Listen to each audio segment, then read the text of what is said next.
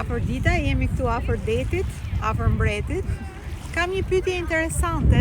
A krijojnë karm të keqe njerëzit që shkruajnë komente ose mallkojnë gjëra, domethënë flasin fjalë jo të mira, fjalë pista? Gjitha plerat? Helmet. Po, a krijojnë ata karm të keqe për veten e vet?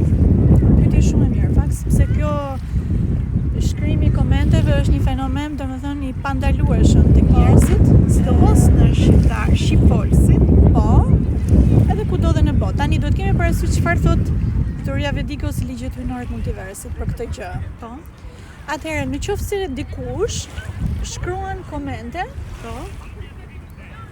një qenie të lartë, pra një njeriu që ka vibracione shumë të larta, një njeriu që ka evoluar, është qenie e lartë, ka pasoja shumë negative.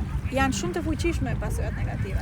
Pra, për shembull, një guru pitit ose njerëzit që janë të shenjtë, që janë po, qenie të larta, ose kur videot e mia për shembull në lidhje me guru pitin ose Lotus Ocean, Po. do të kem parasysh që kanë bëjnë me një qenie të lartë. Po.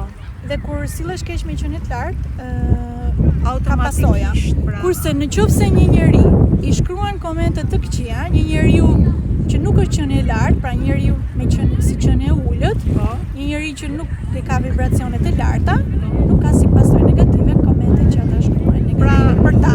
Pra janë vibracione. Atëherë mund të shkruajnë sa të duash.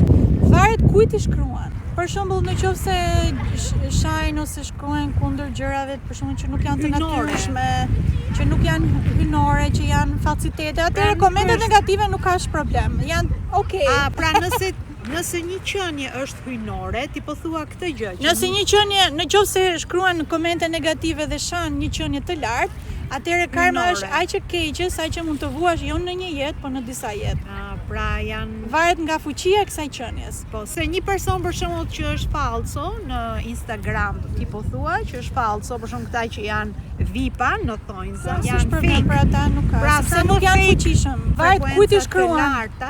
Ato, si më thon, për shembull, në qoftë se shajnë ose shkruajnë kundër gjërave, për shembull që nuk janë të natyrshme, që nuk janë hyjnore, që janë falsitete, atëherë komentet negative nuk ka as problem. Janë okay. Pasoja negative është si thua në ditën e gjykimit, si thua. Po të bëhet një ditë gjykimi, që në fakt do bëhet, është duke bërë.